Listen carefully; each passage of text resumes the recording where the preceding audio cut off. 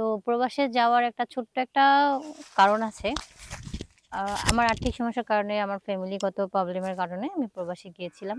তো ওখানে যাওয়ার পরে আ আমার সাথে একটা দুর্ঘটনা ঘটে। যে দালালের মাধ্যমে আমি প্রবাসে গিয়েছিলাম, সেই দালালটা ভালো ছিল না। উনি আমার কাছ থেকে টাকা নিয়েছে। টিকিটের টাকা, পাসপোর্টের টাকা সব প্রসেসিং এর টাকা উনি আমার কাছ থেকে নিয়েছিল। তারপরে আমি ওখানে নিয়ে উনি আমাকে এক দালালের কাছে বিক্রি করে দেয়। সেই দালাল আবার আরেক দালালের কাছে দেয়। সেই দালাল আবার আরেক দালালের কাছে দেয়। ৩-৪ টা দালালের হাতে হয়ে আমি একটা আ খারাপ একটা জায়গায় পড়ে গিয়েছিলাম। তো আ ওখানে অনেক টর্চার হয় আমার উপরে। তারপরে এক ভাইয়ার মাধ্যমে আমি ওখান থেকে বাংলাদেশে আসছি আরকি। মানে প্রবাসে যাওয়া কাজ হয়নি, আবার চলে আসতে হয়েছে এমনটা? হ্যাঁ।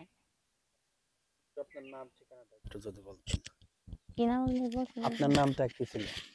আমার নাম সাথী। আপনার নাম সাথী। হ্যাঁ। আচ্ছা। দেশের বাড়ি কোথায়? দেশের বাড়ি ফরিদপুর। ফরিদপুর। তো এখন জিনিসটা কতদিন আগে ঘটছে এরকম ঘটনা? এটা ঘটছে আরো ১ বছর আগে। আরো ১ বছর আগে। এখন বর্তমানে দেশে এসে কি কাজ করতেছেন আপনি? দেশে এসে মেশিনে কাজ করতেছি।